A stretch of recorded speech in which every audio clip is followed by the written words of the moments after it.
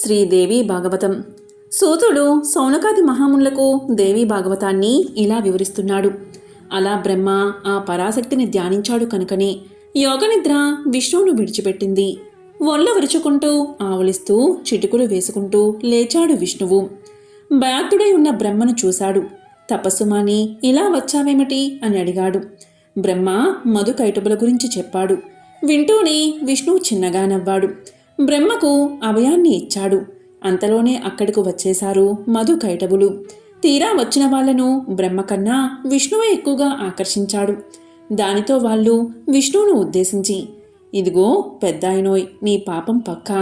ఈ సముద్ర జలాల్లో విశ్వాభరణాల వింత కాంతులు చూస్తుంటేనే నవ్వొస్తుందోయ్. కానీ మెలితిరిగి ఉన్న నీ 4 చేతులను చూస్తుంటే మాత్రం మా చేతులకి ఎక్కడలేని కండూతి పుడుతుంది. ఈ 4 తలకాయలవాడో పిరుకోడని తెలిసిపోయింది. నీకేమైనా ఓపిక ఉంటే మా ఇద్దరి చేతులతో నీ 4 చేతులు కలుపు, లేదంటే మీ దాసుణ్ణి అని చేతులు జోడించు అన్నారు రాక్షస సోదరులు. ఎంత మాట! చేతులు కలపడమే కానీ జోడించే అలవాటు లేదు నాకు. తప్పకుండా మీతో యుద్ధమే చేస్తాను. నాకు బద్ధకము తీరుతుంది, మీకు బుద్ధి వస్తుంది. రండి రండి అన్నాడు విష్ణుమూర్తి. విష్ణువు అలా అనగానే విరుచుకుపడ్డారు రాక్షసులు. వాళ్ళిద్దరూ. వాసుదేవుడు ఒకడు. ముందుగా మధు దెబ్బలాడాడు. కైటబుడు కొంచెం ఎడంగా చూస్తూ నిలబడ్డాడు. విష్ణువుతో పోరాడి పోరాడి మధుడు అలసిపోయాడు. మధుడు రవ్వంత విశ్రాంతి కోసం పోరుబరి దాటి యువతలకు వచ్చాడు. అంతే కైటబుడు కలబడ్డాడు విష్ణువుతో. కైటబుడు అలసిపోయేదాకా మధుడు విశ్రాంతి తీసుకున్నాడు. అనంతరం మధుడు మళ్ళీ మోహరించాడు. ఆ విధంగా ఒకరి తర్వాత ఒకరుగా 5000 సంవత్సరాల పాటు విష్ణువుకు ఊపిరి సలపనీయకుండా పోరాడారు వాళ్ళు. అప్పటికి విష్ణువుకు కాస్తంత అలసట కలగడం ఆరంభించింది. మీరిద్దరూ ఒకరి తర్వాత ఒకరుగా దెబ్బలాడుతున్నారు. నేను క్షణం కూడా విశ్రాంతి లేకుండా 5000 సంవత్సరాలు యుద్ధం చేశాను. అందువల్ల నేను కూడా కొంచెం విశ్రాంతి తీసుకుని యుద్ధం చేస్తాను అన్నాడు విష్ణువు. నువ్వు చెప్పింది సబబుగానే ఉంది. కాసేపు విశ్రాంతి తీసుకో అని చెప్పి మధుకైటపులిద్దరూ కొంచెం దూరంగా వెళ్ళి వాళ్ళు కూడా సేద తీర్చుకోసాగారు. అదే అదునుగా విష్ణుమూర్తి వాళ్ళ గురించి తీవ్రంగా ఆలోచించాడు. దేవి వరప్రసాదం వల్లనే వాళ్ళు చావడం లేదని గ్రహించాడు. వెంటనే వారి వినాశనార్థం దేవిని స్తోత్రం చేశాడు. అంబ పలికింది, నారాయణ, నేను వాళ్ళని వక్రదృష్టితో చూస్తాను. తద్వారా వాళ్ళు మోహితులు అవుతారు. దాన్ని ఆసరాగా చేసుకుని నువ్వు వాళ్ళని ఎలాగోలా వధించు అని చెప్పింది అంబ. కేశవుడు ఆమెకు నమస్కరించి పునః యుద్ధ రంగాన నిలబడ్డాడు. ఆదిశక్తి చెప్పినట్లుగానే ఆమె రాక్షసులను వక్రదృష్టితో చూసింది.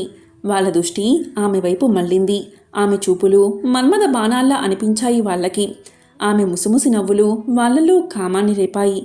మోహవాసక్తులై ఆమె వైపే కళ్ళప్పగించి పెదాలు చప్పరిస్తూ చూస్తూ ఉండిపోయారు అన్నదమ్ములు. ఇదే సమయం అనుకున్నాడు విష్ణువు. వంచనకు దిగాడు. రాక్షసులారా, నేను గతంలో ఎంతో బలవంతులు పరాక్రమవంతులు అయిన ఎందరో రాక్షసులతో యుద్ధం చేశాను. కానీ వాళ్ళెవరూ కూడా మీ ముందు ఎందుకు పనికిరారయ్యా. అపూర్వమైన మీ యుద్ధ పాఠవానికి సంతోషిస్తున్నాను.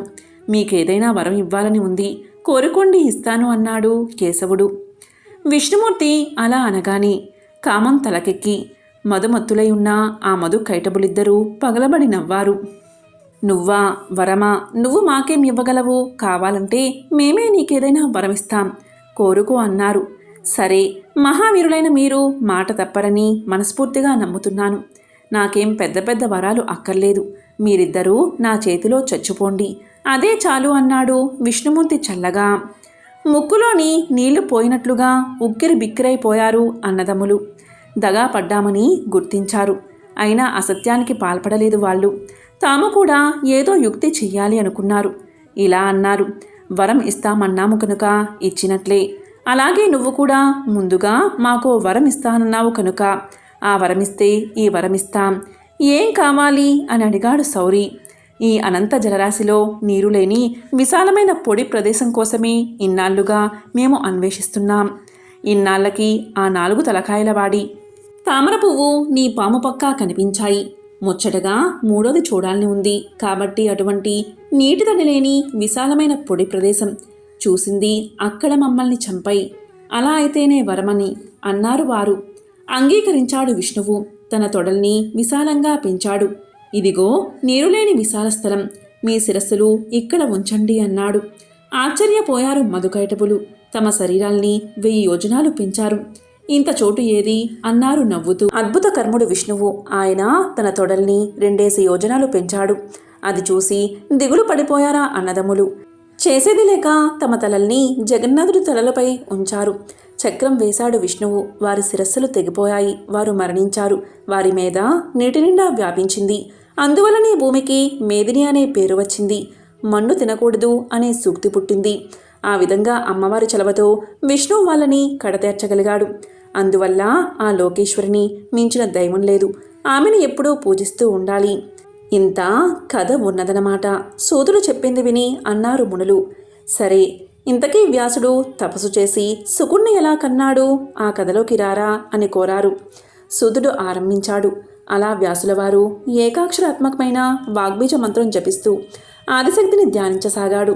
అగ్ని, నీరు, గాలి, భూమి, ఆకాశం అనే 5 తత్వాల శక్తిని కలిగిన కుమారుడు కలగాలి అని సంకల్పం చెప్పుకున్నాడు. అన్న పానీయాలు మానేసి భగవతిని సదాశివుణ్ణి ఆరాధించాడు. 100 ఏళ్ళు ఘోరమైన తపస్సు చేశాడు.